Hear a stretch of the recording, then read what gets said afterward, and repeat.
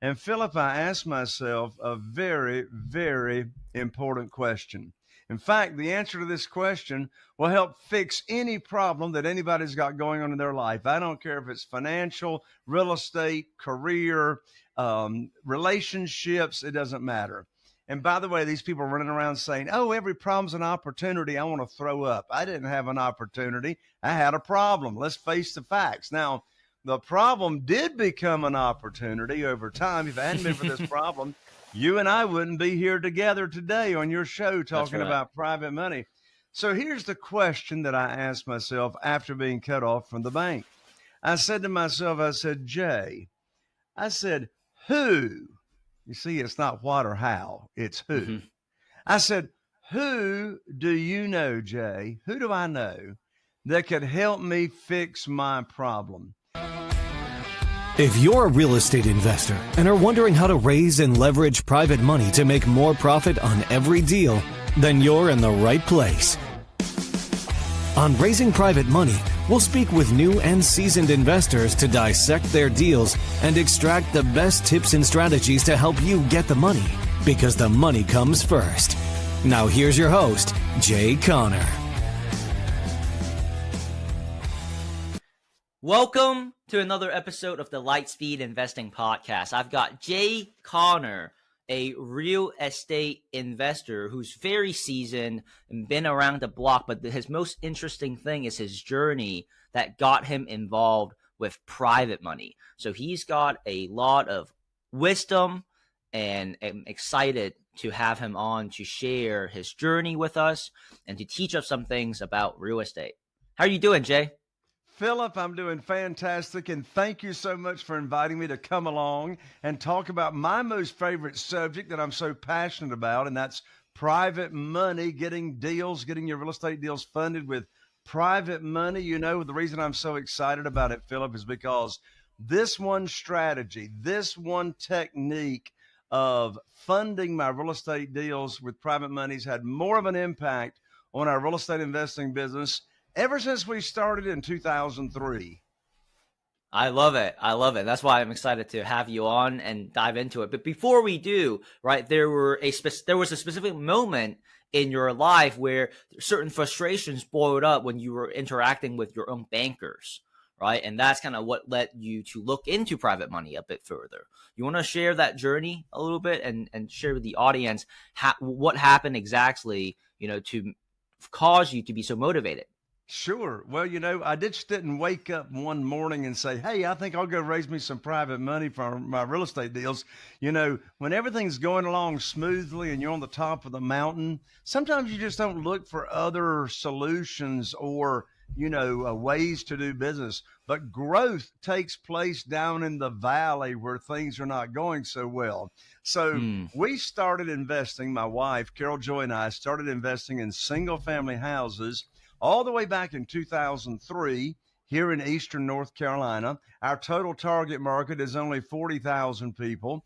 And we do 2 to 3 deals a month. Average profits are 86,000. I don't share that to brag. I share that to make a point. And that is, there's a case to be made to be a dominating force in a small market. I'd rather be a big fish in a small pond.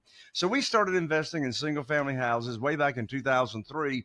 And Philip, from 2003 until January of 2009, those first 6 years, the only thing I knew to do to get my deals funded was go to the local bank or the mortgage company, get on my hands and knees and say, please fund my deal, and fill out applications. And, the banker would make me pull up my skirt and show all my personal assets and pull my credit score, and I had to provide financial statements. Well, that plan for funding my real estate deals, that worked out okay, so to speak, for those first 6 years.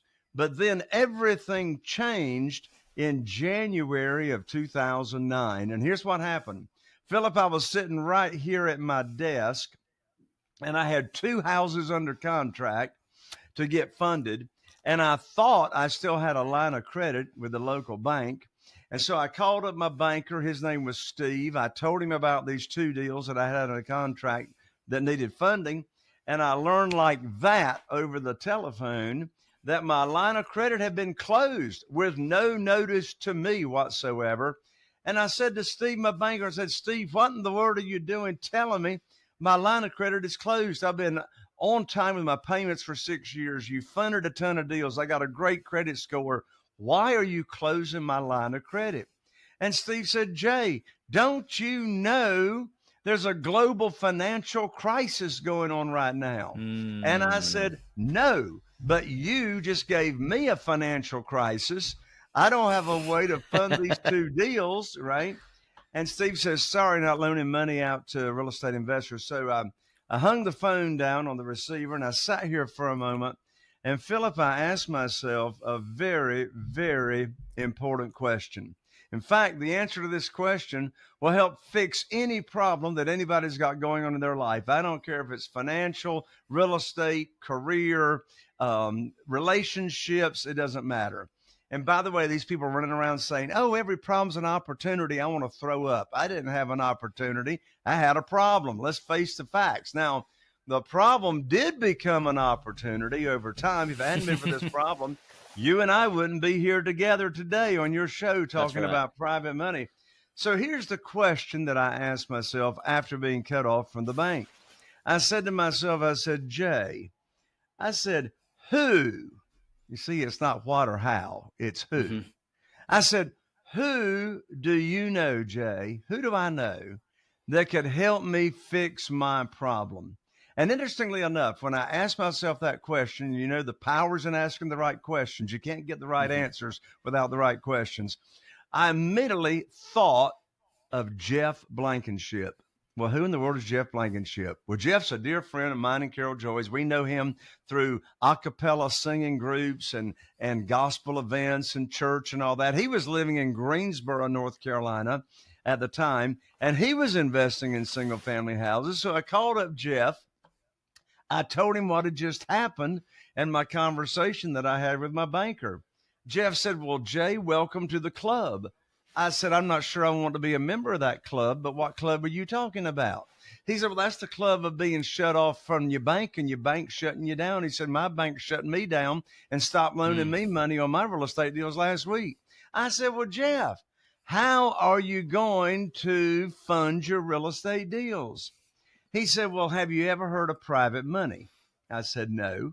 He said, have you ever heard of self-directed IRA companies and how individuals can take their current retirement funds that they're not happy with and transfer them over to a self-directed IRA company with no tax penalty, and then they can loan that money out to us real estate investors, and the interest we pay them is tax deferred or tax free to them?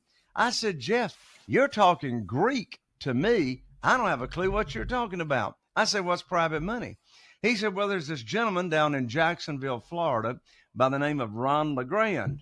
I said, who's Ron LeGrand? He said, well, I don't know much about him, but, you know, he says he can teach us about private money. I said, well, what is it? Jeff said, Jay, I don't know, but Ron says we can get a lot of it really, really fast. So I went to my very first real estate investing conference 6 years after being in this business. Don't make that mistake if you're listening to this show. And I went to learn about private money. Oh boy, did I learn about private money. I came back home to my hometown here, and I was able to raise $2,150,000 in new funding, new private money funding that I didn't have before being cut off from the bank. So I actually had more funding available than before, when the bank cut me off. And you know what's interesting, Philip? I've yet to ask anybody for money. No chasing, no begging, no selling, no persuading, because this world of private money, getting funding from just ordinary people, I call this lazy money. This is not looking for rich people or sophisticated, accredited investors. This is getting money, funding from just regular, ordinary people using their investment capital or their retirement funds. So I've got 47 private lenders right now funding our deals. And you know what's interesting? Not one of those private lenders ever heard of private money or private lending until I put on my teacher hat. Right. My teacher hat says private money teacher. So I just went about in my own social circle, my connections, people I go to church with, and I started talking with them and exposing them to this world of opportunity of private money that they had never heard about. And in less than 90 days, over $2 million was pledged wanting to invest in my deals in a way that they had never heard about it. And since that time, Philip, I've never missed out on a deal for not having the funding. I love it. I love it. Now let's get some clarity here, right? You said the real estate investing that you mainly do are single family residential homes, right? That's right. So what is the modality at which you invest? Are you putting money down so that you can rehab and fix them, right? And enhance the value of the home? What is the strategy here? And that makes it so robust, because obviously for people to trust you with their private money, you have to have a pretty good offer, right? That shows them here is the path to getting your money back and some more. That's right. Well, and that's a great question, and it's a multifaceted answer. So first of all, I'm paying them 8%. I've been paying my private lenders 8% ever since February of 2009. So all these people, they're used to just getting, 1%, 2%, 3% or whatever in the local bank in a certificate of deposit. 8% is a whole lot more money. So right off the bat, they're interested because of the interest rate that's being offered. And this is on an annual basis, the 8%? APR, yes, annual percentage rate, yeah. But then secondly, you see, is how we secure and protect the private lender is very important. So we're not borrowing unsecured funds. This is all asset-backed debt. So I'm not raising money for a fund, right? To where I'd have to have an SEC attorney and a private placement memorandum. This is all called asset-backed debt, which means every private lender has their own promissory note, and that promissory note is collateralized or secured by a deed of trust. Here in North Carolina, most people call it a mortgage. So that protects them in case I don't pay them. If I don't pay them, they get the property. Now, another thing that they get all excited about is that it's a very secure and safe investment, because I'm not going to borrow more than 75% of the after repaired value. Now, I didn't say 75% of the purchase price. They fund the entire purchase, and the private lender funds the entire rehab, the renovation up front. That's why I bring home a big check every time I buy without having to take any of my own money to the closing table. So then we renovate the property, and then we cash it out. We sell it, right? Now, we can sell it more than one way. We can put it in the multiple listing service. We do high-end renovations. They look like beautiful homes, and they sell quickly in the multiple listing service. Or if I'm just doing a light rehab and it doesn't need that much to it, I can also sell it creatively to a rent-to-own buyer or a lease purchase buyer, which means they can't go to the local bank and get a mortgage. And the reason that works today is because 8% APR is less than what the commercial rates are at the local bank. Right now in today's market, the average commercial rate for a 30-year fixed mortgage on a commercial piece of property, say if you're going to landlord it, is 8.3%. So 8% is even less than that. I can get a positive cash flow, rent out the home, help the buyer get ready for a mortgage, and then they get a mortgage and cash me and the private lender out. So we have multiple exit strategies. Gotcha. I love it. I love it. Now, in terms of your typical time frame at which you are holding on to these properties, right? Because it sounds like you do the rehab route, but it depends on how much renovation we're talking about. So I'm kind of curious, once you get into a property, right, what is that time frame before you turn it around?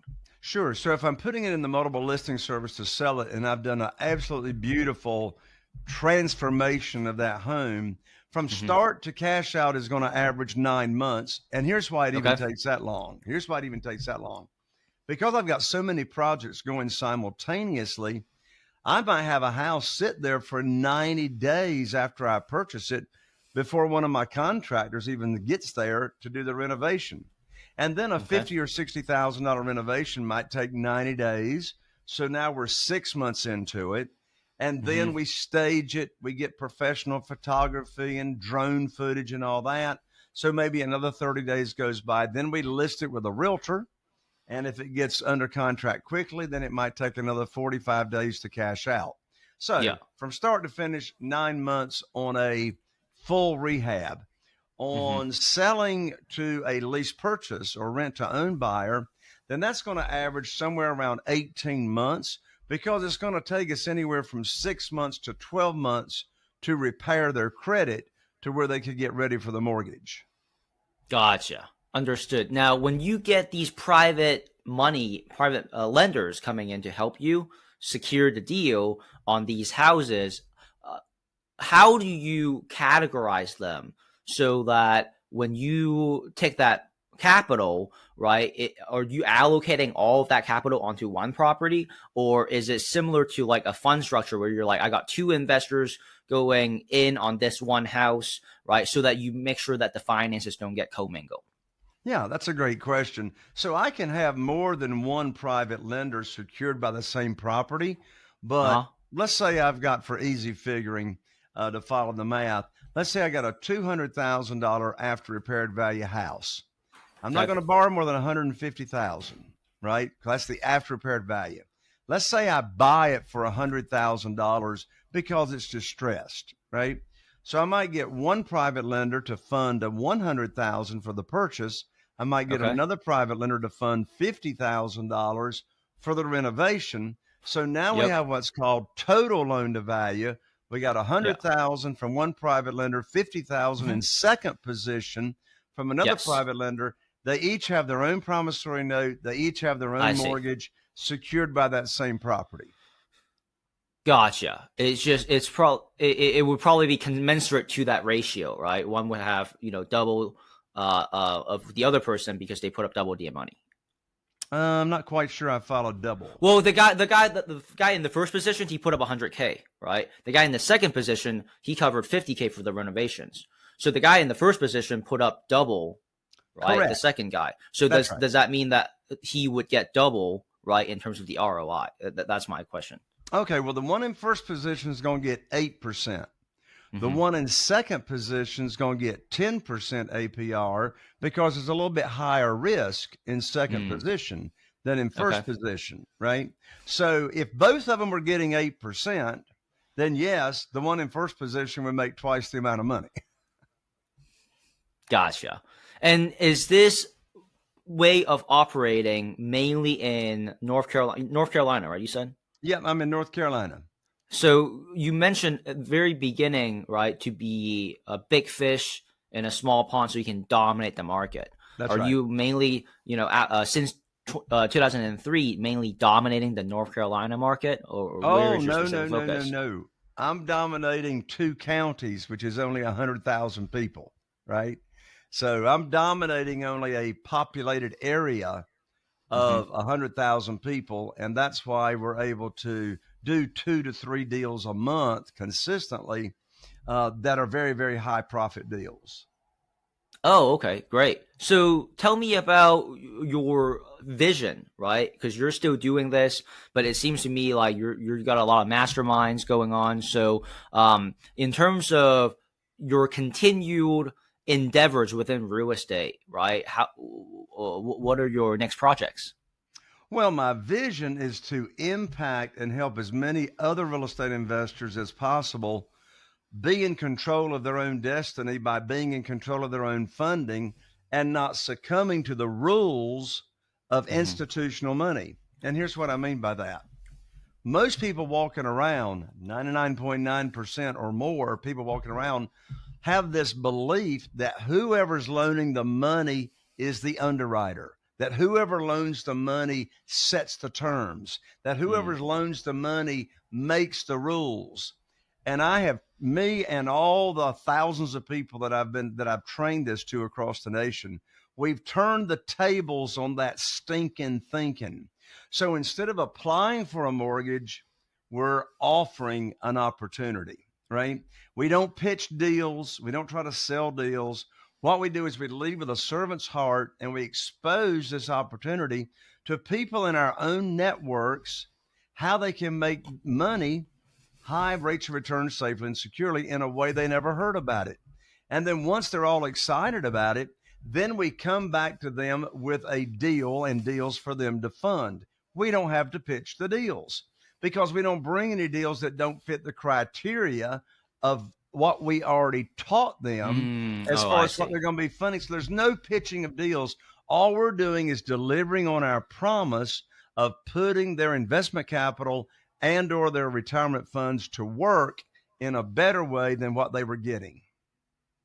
Oh, okay. I think I'm starting to get a better understanding of how you position yourself differently, because you're not really pitching the individual on anything related to the deal at all. You're just saying, hey, if you're willing to put up X amount, I can get you 8% or better on an annual basis. Yeah. We just teach them the opportunity first. It's like, here's the private lending opportunity that you could be a private lender for higher rates of return safely and securely than what you are currently getting. Here's the interest rate we pay. Here is the length of the note. Here's the frequency of payments, and you get to choose that because every private lender's got different cash flow objectives. Here's the maximum amount that we're going to borrow. Here's how we're going to protect you. Here's how you can get your money back early in case you have an emergency. We give them a 90-day call option if they want to get their money back early. And so first is just the offering of the opportunity. You see, one mistake that new capital makers raise when they're looking to raise private money is one mistake they make is talking about the opportunity and then pitching a deal and talking about a deal in the same initial conversation. Here's a writer downer. Desperation has a smell to it. The worst time in the world to be raising money for your deals is when you need it for a deal. But no, the money comes first. You get the money lined up first, then you come back right away and fulfill your obligation of putting their money to work for them. We call it the good news phone call. And maybe in the next episode that I'm here on there with you, I can give you the script in your audience for the good news phone call. We get our deals funded 100% of the time with this one little script. But the reason it works is because how we have structured and how we've set up this relationship. We've taught the private lender, I mean, they didn't even know about anything about private money until we told them about it. And so now they're ready to go. They're waiting for a deal to fund. Then we deliver the deal for them to fund, and everybody's happy. So in this way of private lending, do they know much about the money and where it's going? Like, do they know that it's going to real estate investments? Oh, sure. Yeah, they know it's going to. But they don't really know. But it's not like a broker dealer. Like, they don't know all the nuances of that real estate deal, right? You're just mainly presenting to them what they get as an ROI, how they can call their money back, like how their private money, it can be secured. And that's, I think, the pivot. Is that correct? Yeah. So on the first deal they fund, they're going to know what the after repaired value is. They're going to know, obviously, what's the funding required for the deal. They're going to know the closing date. They're going to know where to send the money, right? But they don't get into what did I buy it for. They don't get into how much the rehab is. Yeah, they don't care. Yeah. No, it's not. They don't really dive into the real estate nuances of it. They're more. This is more like, hey, if you lend me this money, I'm gonna give it back to you and some more. Here's how it works, and this is my track record. Yeah, it's simple. Yeah, and look, on the second one and the third one and the fourth one and the fifth one, all they want to know is how much money do you need and when do you need it? Right. Because in a way, this is a blueprint that's applicable to assets in general, as long as you know what you're doing to those assets to get a hefty ROI. Is that correct? Like, it doesn't even have to be real estate. The concept is, if I'm correct, right? You're presenting to them an opportunity within private lending, private money. You're educating them on how they can get an ROI, and the asset at which you're investing in is actually secondary to the conversation, because it doesn't, like in my case, it wouldn't be real estate. It would be the markets, right? And it would be, hey, we know what we're doing within the markets, and we can, if you're willing to take this on, right, this is how you can get your money back. And that's the focus. Yes. Yeah. See, I'm glad you brought that up, Philip, because another mistake new capital makers raise is they talk too much, right? Like a confused mind takes no action Right. whatsoever. So the key is to keep it simple, that anybody can understand. That's why when a salesperson talks to me, I'm confused all the time. Right? That's right. That's right. But look, Jay, this has been very educational. Thank you so much for introducing me to the concept of private money. In this short 20 minutes, I've certainly learned a lot, and I'm looking forward to learn some more in our next get together. Now, for the audience listening, right? Number one, you have had some immersion within not just real estate, right, but entrepreneurship. What is your best advice, right, if you were talking to your 18-year-old self, or maybe some pitfalls to avoid, right, to conclude the episode for the audience? Surround yourself with like-minded people that have already been successful doing what you want to do. Don't make the mistake I did. When I started out this, in my first 6 years, I was out here on an island by myself, just relying on my previous experience and success in a totally different industry. So what would I tell my 18-year-old self, or actually in the case of 2003, what would I tell my 30 or my 43-year-old self at the time is go get in a mastermind, go get a mentor, go get around people that are already successful doing, I don't care what it is, that you want to do. Yep. I love it. I love it. That's why I love studying success principles, because regardless of the industry, it's applicable, right? As long as, and you know, when you study them enough, recurring themes keep happening. Thank you so much for your time, Jay. For the audience listening in, if they want to get in touch with you directly, what is the best way? The best way to get in contact with me directly is let me give your audience a gift. And so the gift is my recent best-selling book, which is called Where to Get the Money Now for Your Real Estate Deals, How and Where to Get Money for Your Real Estate Deals Without Relying on Traditional Lenders. And the book is $20 at Amazon, but don't go to Amazon and spend $20. Let me give you the book for free. I'll autograph it for you. I'll ship it to you 3-day express, and just cover shipping. And you can pick up my book at www.jayconner.com/book. Again, that's jayconner.com/book. I'll rush it right out to you. Thank you so much, Jay, for the generous gift. I really appreciate your time today, and I look forward to seeing you again. God bless you, Philip. Thank you. Thank you. You take care now. Are you feeling inspired by the knowledge you gained in this episode? Then head over to jayconner.com/moneyguide. That's jayconner.com/moneyguide, and download your free guide that shares 7 reasons why private money will skyrocket your real estate investing business right now. Again, that's jayconner.com/moneyguide to get your free guide.